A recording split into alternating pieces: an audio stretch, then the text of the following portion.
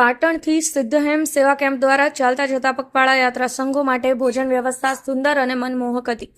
સિદ્ધહેમ સેવા કેમ્પ દ્વારા ભાદરવા મહિનામાં આરાસુરી શક્તિપીઠ અંબાજી મંદિર પવિત્ર યાત્રાધામ અંબાજીમાં મહામેળો 12 તારીખથી 18 તારીખ સુધી ભરાય છે. તેની અંદર અલગ અલગ ગામોગામથી માના ભક્તો રથડા લઈને પગપાળા આવતા હોય છે.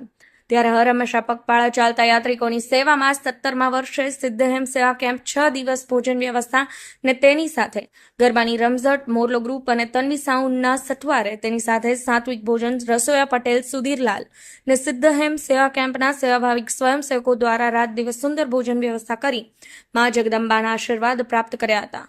ત્યારે રૂપિયા 2,50,000 ભક્તોએ ભોજન પ્રસાદ લીધો હતો. ત્યારે નિર્વિઘ્ન સિદ્ધહેમ સેવા કેમ્પ સમાપન થયો. તેની ખુશીમાં અંબાજી મંદિર ખાતે અંબાજી શક્તિપીઠમાં મા અંબાના મંદિરના શિખરે વાજતે ધજા અર્પણ કરવાનો અનેરો લાવો સિદ્ધહેમ સેવા કેમ્પના દરેક સ્વયંસેવકો તેની સાથે આયોજન શ્રી સ્નેહલભાઈ પટેલ, વિનયસિંહ ઝાલા, દિલીપસિંહ બાપુ, ભરતભાઈ પટેલ તેની સાથે સિદ્ધહેમ સેવા કેમ્પના ટ્રસ્ટીગણો તથા સ્વયંસેવકો દ્વારા મંદિરે ધજા અર્પણ કરીને મા જગદંબાના આશીર્વાદ પ્રાપ્ત કર્યા હતા. ત્યારે મંદિર દેવસ્થાન ટ્રસ્ટ દ્વારા બનાસકાંઠા કલેક્ટર શ્રી દ્વારા સિદ્ધહેમ સેવા કેમ્પને સન્માનપત્ર આપી સન્માન કરવામાં આવ્યું.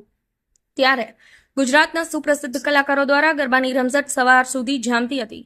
ત્યારે સિદ્ધહેમ સેવા કેમ્પના સંયોજક શ્રી સ્નેહલભાઈ પટેલ દ્વારા સેવા કાર્યની અંદર જોડાયેલા તમામ સ્વયંસેવકોનો આભાર અભિનંદન પાઠવવામાં આવ્યા હતા. જય અંબેના નાદથી ધજા અર્પણ કરવામાં આવી હતી. અંબાજી મંદિર પર સિદ્ધહેમ સેવા કેમ્પમાં રાજકીય આગેવાનો કોઈએ હાજરી આપી હતી. સિદ્ધહેમ સેવા કેમ્પની સુવાસ સમગ્ર અંબાજી નહીં પણ ગુજરાત રાજ્યમાં ફેલાઈ હતી. Rajubhai D Patel, Patan news 24.